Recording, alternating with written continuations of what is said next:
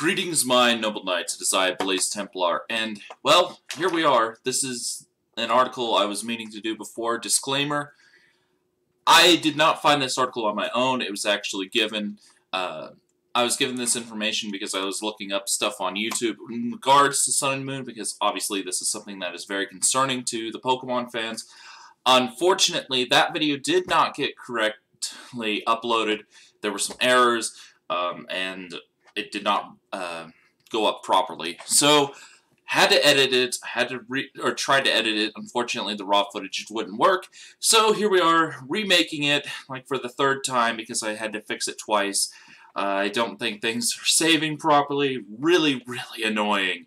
So, here we are, fixing that, finally. Anyway, and what we're talking about is the key crux of the situation. If there are going to be all the Pokemon in Sword and Shield, or if they are not even bothered being programmed in. And this article will help us find that out. It's an interview with Mr. Masuda, the director of these games. So let's get into this. Sword and Shield's big moment of transition. So, to start off, one of the things you wanted to do talks about a number of things, because this is a big step from a mostly mobile-based series to a main homeline console. So, big change. And so he talks about why he chose Dynamax. They confirmed, once again, that Z-moves are not going to be in. Neither is Mega Evolution. So if you liked either one of those mechanics, they're gone. Just straight out gone. And I do like a lot of Mega Pokemon myself. I think Mega Gyarados was an awesome addition. Mega Scizor, cool looking Pokemon. Admittedly, I didn't like them when they first came out, but they grew on me. But regardless, we should keep moving on. They cut these out, so it's something to keep in mind. What were you looking for in the game?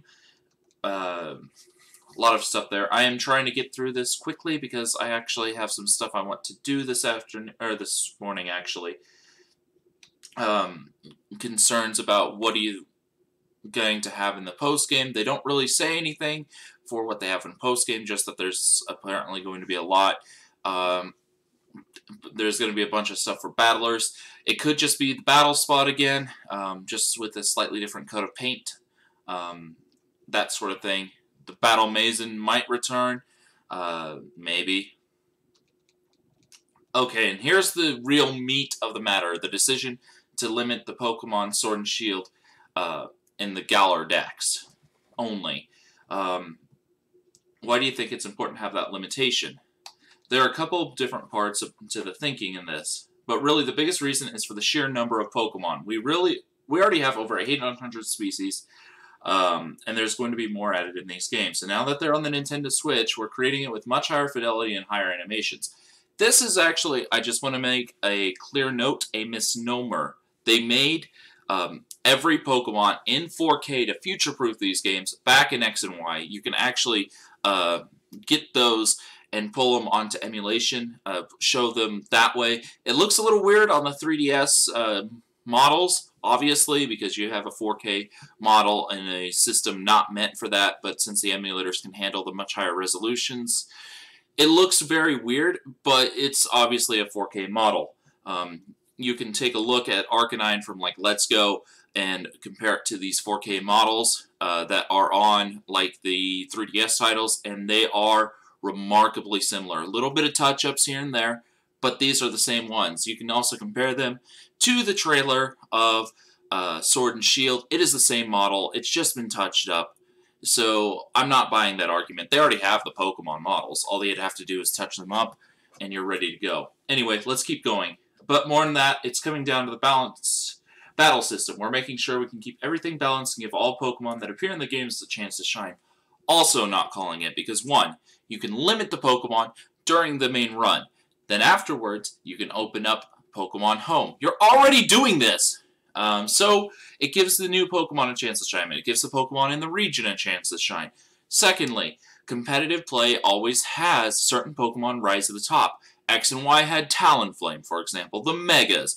Oris had, let's see, Keldeo show up. It had Primal Groudon. It had these Pokemon that rose to the top. It's natural, it happens in Pokemon, and if you don't like it, you do what you already do. You have rules with the battle spot. Like, for example, you have a current season that has the rules be very clearly, no Pokemon that was in the top 30 from, like, the last seasons can enter this. So, you have these kinds of rules. It shakes things up. It's interesting.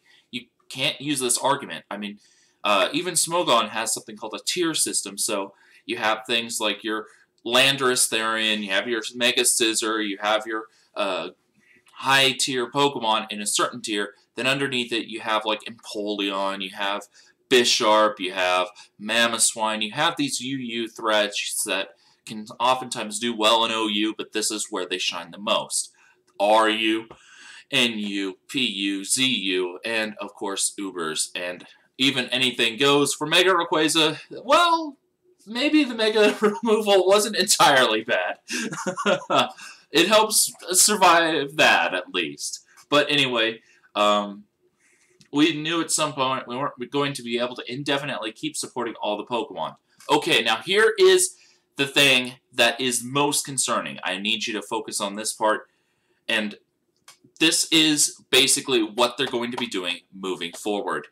We knew at some point we weren't going to be able to indefinitely support all the Pokemon, and we just found that Sword and Shield would be a good point to go back and reevaluate what would be the best selection of Pokemon that appeal to the widest audience while keeping into consideration the balance of the battle system.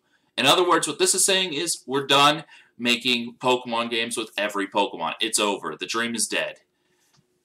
That right there confirms our worst concerns. So, well, I think I'm going to be canceling these games after this video goes up, or, well, during, either way. If you guys want me to continue to play these games, I will consider getting one of them, but I'm canceling the pre-orders. I am not playing a game that's so incomplete, not when the Pokemon means so much to me. When I have Mom's copy of Sapphire laying on the front desk, ready to transfer up. I haven't yet, but that hardware will eventually die. That software copy will eventually die. I want to be able to move it up, but I can't do that right now because the fear of them just being locked in Pokemon jail, a Pokemon home. Anyway, I'm sorry that this video was such a nightmare to get up properly, but here we are at last, and thanks for watching. I'm kind of upset right now. So, see you then. Goodbye.